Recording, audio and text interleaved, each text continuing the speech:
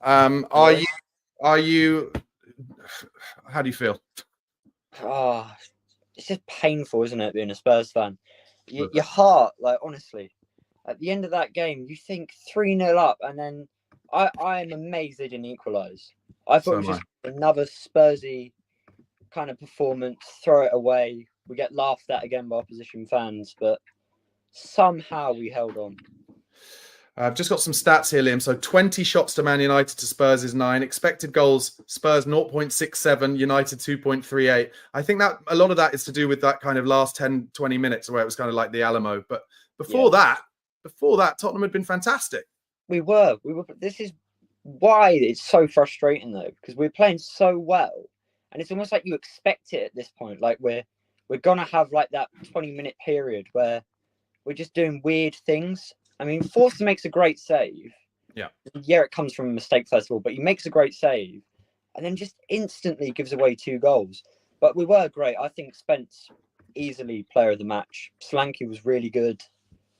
Kulu was great as always. We need to find a way to get Spence into this team. I mean, he needs to be rotating more regularly with Porro, because if you can do that at left back, think what he can do at right back. Let's go through some just comments while I've got you here, Liam. Did anyone know? Jim Brentar says, did anyone else notice when Ange said stop trying to play out? So finally, we've seen the tweet from Ange where he is finally willing to admit that it's probably not time. I should also say I've got a super chat from Philly Hotspur. I'll bring that up. They're just taking the piss out of me. Barnaby's stream buffering during Spurs' 4th goal. I know. Gutted about that, but thanks so much for the super chat. Really appreciate it, guys. Grace and Peace says sell Porro and keep Spence. Listen, I think Porro is a good example. He's been run into the ground this season, and he put in another shift, didn't he? He didn't play badly by any means, but he put in a shift. Yeah, no, I think Porro, he always does. He gives everything. Like, you can't fault him for giving everything. But I think, like, based on current form, Spence has to be starting over Porro. But I also think that's a really good thing to have, because I think that will probably bring the best out of Pedro as well, because he wasn't fighting for his position, so he was safe. But now Spence is being given a chance. I think that can only be a good thing. Keith Browning, a pretty angry Spurs fan in the comments, says, can't blame Forster. Effing Ange tells them to play that way. Ridiculous. Put your effing boot through it. Now, this is where I want to come back to the subject of managing match situations. Yeah, it's absolutely one thing to play that way in the first few minutes, especially when the United team aren't pressing you there. That's absolutely fine. And I think, to be honest, I think Forster has done well with this, since, as well as shot stopping, he's done pretty well overall with this since he's been in the Spurs team. But certainly after the first one has gone in, you're like, let's not do that again. Yeah. Go on. Sorry, Lim. Sorry. I think even in commentary, Gary Neville said, I can't believe they're going to go square again. And sitting there as a fan, you are like, why are you going square again? Just get rid of it. Yeah, I completely agree. Liam, who do you want in the semis? Arsenal. Because you could say Newcastle, but then you risk them facing Arsenal in the final. I don't think my heart could take facing Arsenal in the final.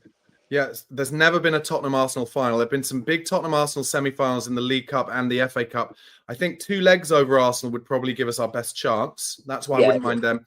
Do you think, is there anything in what I was saying before about maybe playing one of Arsenal or Liverpool because they're more likely to play their reserve teams?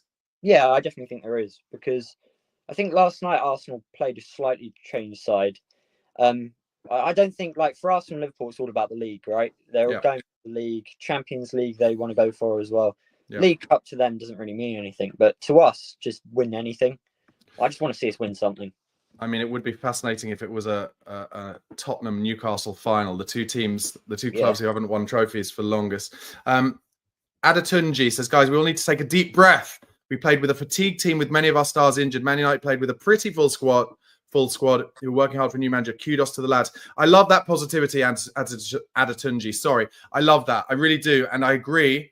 But the problem is, and you must feel it as well, Adatunji, is like when you've watched Spurs, grab defeat from the jaws of victory so many times, and the narrative and the script is written for you, and Sky loved the script and all of that stuff, you can't help but be anything other than shocked. That was like watching a horror film in that second half.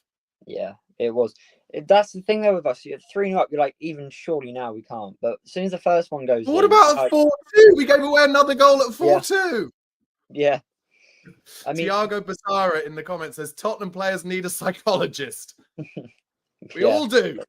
I think being a Spurs fan, everyone, like the club should actually pay for all the fans to have a psychologist. Yes, I think that's true. So Ryan Garriga's just said, when will Chris and the usual suspects be back? So Chris will be on with the Spurs Chat podcast, Ryan, at 11 o'clock with Ricky Norwood, Harry Hennings and Jim Brentar. So that'll be on a slightly separate feed. But until 11, I will be talking to people like Liam from around the world about their feelings on that performance.